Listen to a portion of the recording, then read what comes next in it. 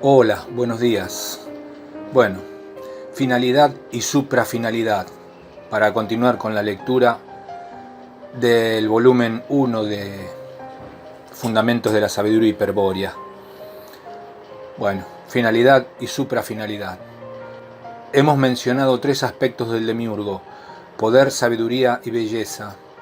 Vamos a interpretar ahora más profundamente el hecho de la plasmación arquetípica. En principio, el demiurgo piensa los arquetipos universales con el aspecto sabiduría y los piensa entonces con vista a la integridad de un plan evolutivo. Los arquetipos nacen así con una finalidad preestablecida, aparte de sus propias finalidades entelequiales particulares, que los comprende a todos en la estructura del plan. Tal suprafinalidad es la del universo mismo, es decir, es el único motivo de la creación. Pero en el plano material, esfera de acción de los arquetipos, los fenómenos tienen carácter entrópico, es decir, concluyen inevitablemente en el sentido del tiempo. Al final de un gran tiempo, todo habrá vuelto a la nada inicial. Se habrá disuelto el orden material y el final será igual al principio. Este final entrópico del universo material no puede ser la suprafinalidad que motivó su creación. Por eso muchos han intuido con acierto que el demiurgo creó el universo para su contemplación, que la manifestación de las formas arquetípicas al ritmo de la fluencia del tiempo trascendente constituye un espectáculo grandioso con el cual él se regala.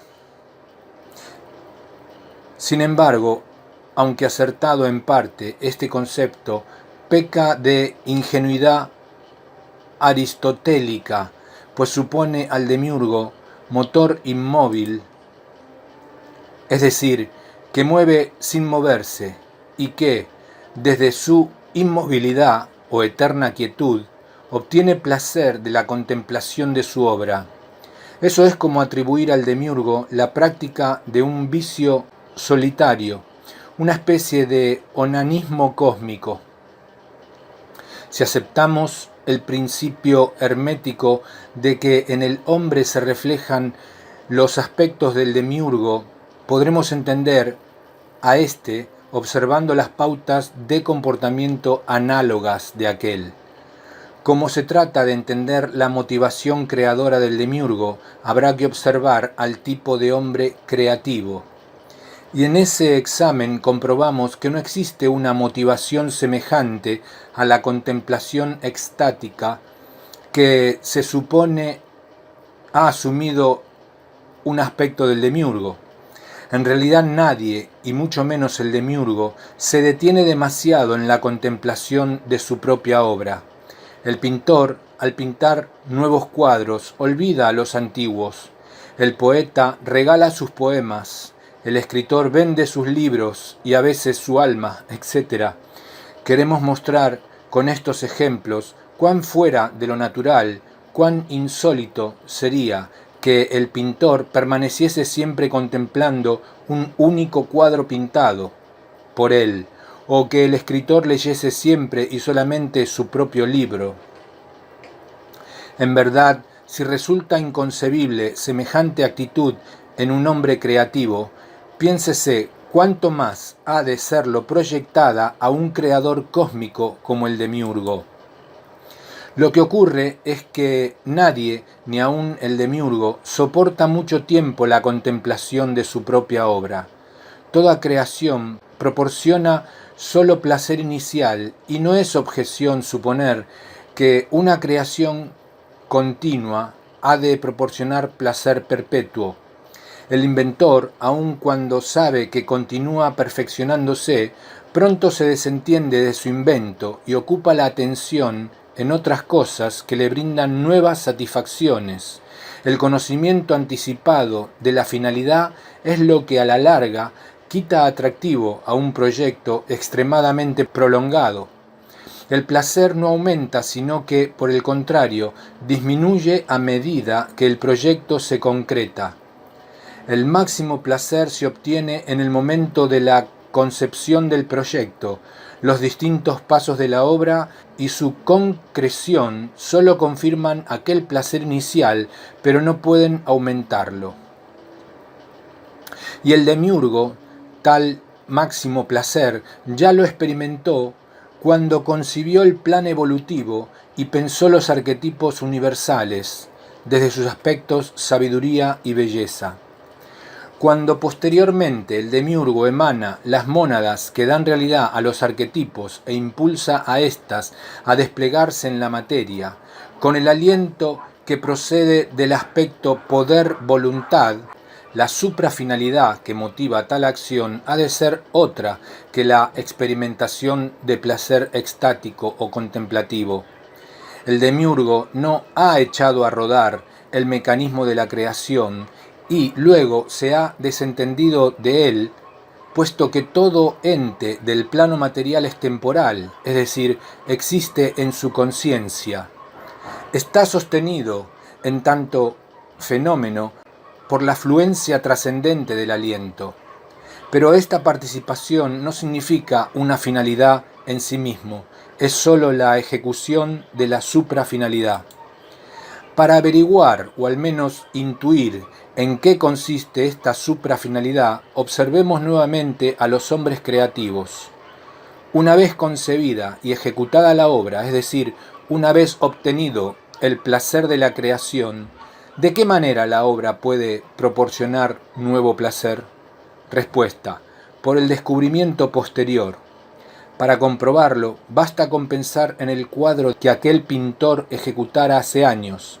La finalidad de su concepción se concretó al terminar de pintarlo y con ello culminó el placer creativo, pero no así la suprafinalidad de recibir nuevo placer por el descubrimiento posterior que de él haga permanente el público. En efecto, nada hay que deleite más a un autor fuera del placer que le proporcionó el ejecutar la obra que ser halagado por el público. En cada admirador hay un nuevo descubrimiento de su trabajo y en cada descubrimiento un nuevo sentido. Eso es, el público es en realidad quien otorga sentido a la obra, quien valora y valoriza. El descubrimiento, bajo una particular óptica, significa un especial sentido, una interpretación diferente que, por eso, no admite indiferencia. Se podrá admirar o despreciar, amar u odiar, pero jamás permanecer indiferente una vez que se ha descubierto la obra. Y este descubrimiento implica, tarde o temprano, el descubrimiento del autor, la transferencia de la impresión causada por la obra al autor. Podemos entender ahora la suprafinalidad de la creación. La obra del demiurgo requiere de un descubrimiento posterior, y esa es la finalidad del animal hombre o pasú, ser descubridor de entes, postor de sentido. Pero, ¿qué es lo que está cubierto en los entes? Aquello que el pasú debe descubrir para cumplir su destino. Respuesta: los nombres, las palabras que menciona la cábala acústica o los villas de la tradición indoaria. Mas esta respuesta requiere una mayor aclaración. En primer lugar, para comprender a qué nos referimos con nombre de los entes, hay que recordar que el impulso evolutivo de las mónadas ha sido afirmado con el aspecto logos del demiurgo. Ello significa que cada ente está designado desde el principio por el verbo del demiurgo, que a cada ente se le ha asignado una palabra que lo identifica metafísicamente. Lo sostiene en tanto que ente y constituye la verdadera esencia del ente para el pasú.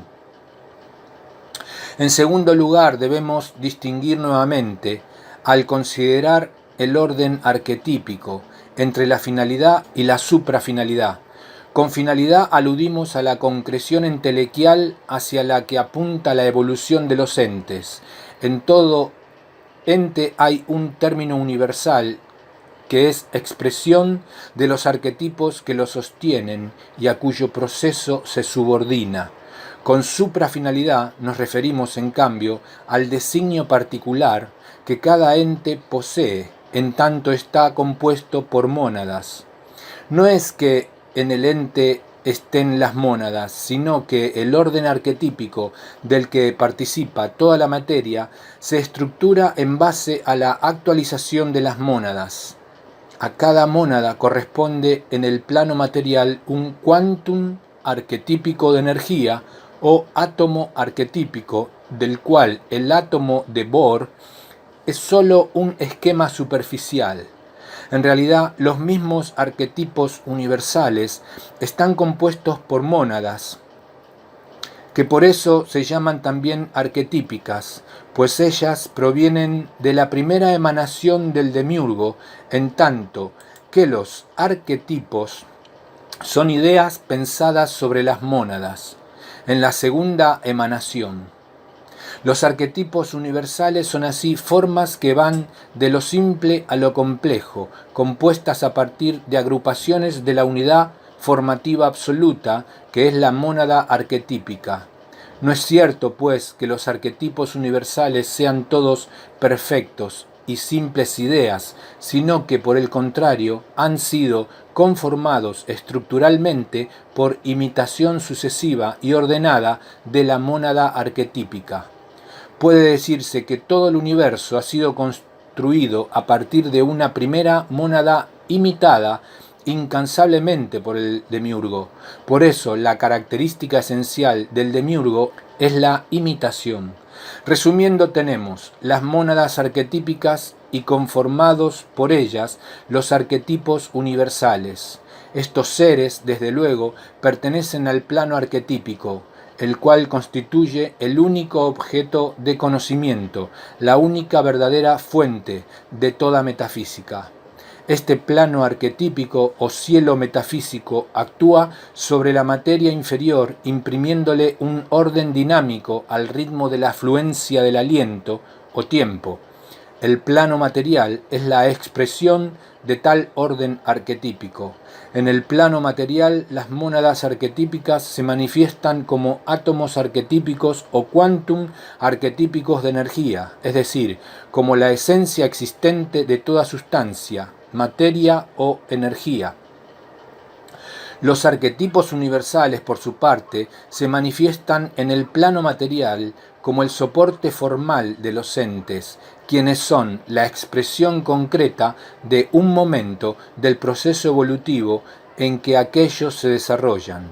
Hay así una doble determinación arquetípica en los entes, la universal de los arquetipos y la particular de las mónadas. La proyección de los grandes planes arquetípicos o arquetipos Manu sobre la materia original informe produce el ente universal y los entes particulares fundamentalmente estructurados con átomos arquetípicos.